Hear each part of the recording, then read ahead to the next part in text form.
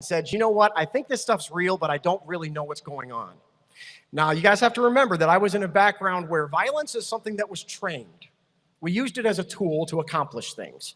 It's not always good to say that, but let's call it for what it is. You don't learn how to be a good marksman if you're not planning on shooting at something.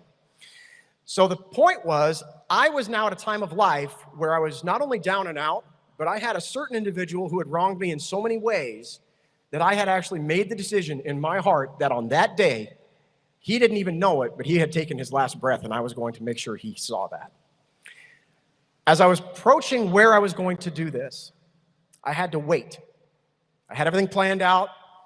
I don't consider to be the smartest guy in the world, but with a little bit of experience, I think I was able to try and plan some of this out.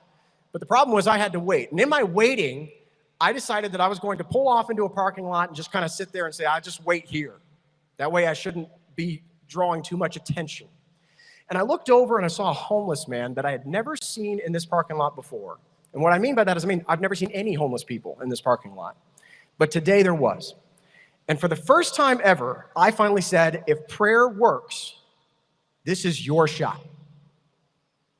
I know what I'm about to do. What you're going to have to tell me is what you want me to do about it. And what I saw and what I felt was a draw to the homeless man.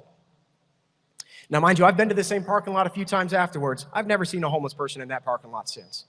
But today, he's sitting right there on the curb, and all I could think of was I had already pulled out a certain amount of cash that I was going to need to accomplish certain things I was going to do to execute my plan.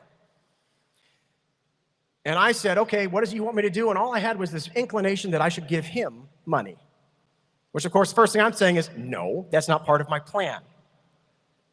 And eventually, I fought with it, and I fought with it until I started saying, fine, how about I give him $20? And I'm already going in my head thinking, okay, I can tweak